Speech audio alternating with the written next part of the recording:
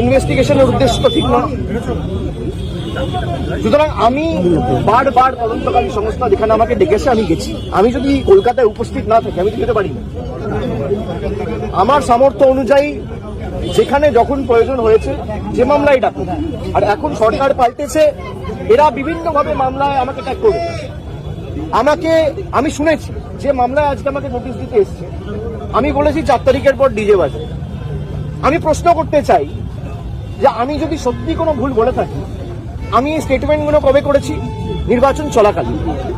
নির্বাচন যখন চলছে, ল এন্ড অর্ডার, আইন শৃঙ্খলা কার আন্ডারে?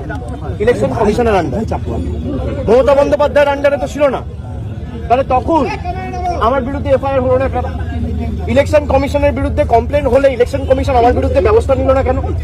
তার কারণ আমি যদি ডিজে বাজানোর কথা বলে থাকি, দেশের স্বরাষ্ট্রমন্ত্রী বলেছেন তৃণমূলের লোকেদের উল্টো করে ঝুলিয়ে দিয়ে সোজা করে দেবে। প্রত্যেক ক্রিয়ার সমান এবং বিপরীত প্রতিক্রিয়া রয়েছে। আপনি বলবেন গণেশ কুমারকে যদি আমার এগেনস্টে অ্যাকশন নিতে হতো, তাহলে অমিত শাহর বিরুদ্ধেও অ্যাকশন নিতে হতো। অমিত শাহর বিরুদ্ধে অ্যাকশন নেওয়ার ক্ষমতা ইলেকশন কমিশনের নেই, তাই আমার বিরুদ্ধেও অ্যাকশন নিতে পারেনি। সরকার বদলেছে, এখন মামলা হয়েছে। তাহলে আমার বিরুদ্ধে যদি মামলা হয়, আমি ডিজে বাজাবো বলে, তাহলে অমিত শাহর বিরুদ্ধে এফআইআর হবে না কেন? আমরা তো কোর্টে মুখ করবো।